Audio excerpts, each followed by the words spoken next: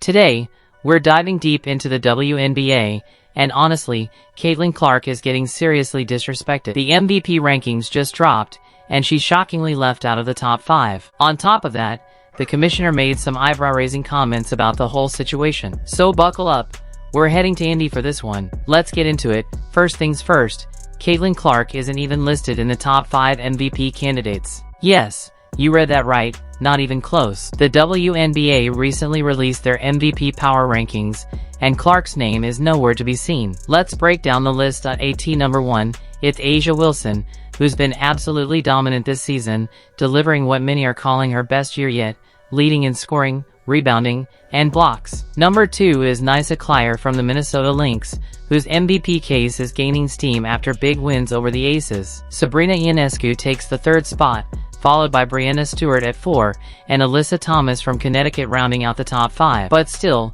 no Caitlin. This is wild considering Caitlin's been averaging over 25 points per game recently. How do you just overlook that? Now here's where it gets even more interesting. The WNBA Commissioner recently appeared on a podcast discussing league rivalries, especially the ongoing tension between Caitlin Clark and Angel Reese. These two have had beef since their college days, and it's definitely spilled over into the WNBA with some heated trash talk. The Commissioner's take? She's fine with the drama, saying something like, "Not everyone's going to be nice to each other, and that's okay." In other words, she's basically giving a thumbs up to veterans throwing shade at Clark. Why? Because drama sells, and it's good for business. Honestly, it feels like the league might be painting Caitlin as the antagonist on purpose. Stirring up controversy keeps fans talking. The MVP snub seems like part of that bigger play. Switching gears, Rebecca Lobo recently spoke with ESPN about the Indiana Fever's playoff push, a big deal since they clinched their first postseason berth since 2016. Caitlin Clark is a huge reason for their success. If the playoffs started today,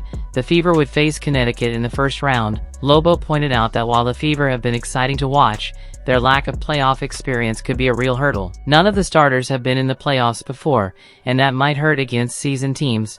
But here's the silver lining: Caitlin Clark, Aaliyah Boston, and Kelsey Mitchell have formed a fierce trio, playing with passion and proving they can hang with the league's best. What does Caitlin need to bring in the playoffs? Kendrick Perkins put it perfectly: leadership. Everyone knows she can score and make plays, but now it's time for her to step up as a true leader. She's already elevating those around her, and that's the key to pushing the Fever forward. Alright,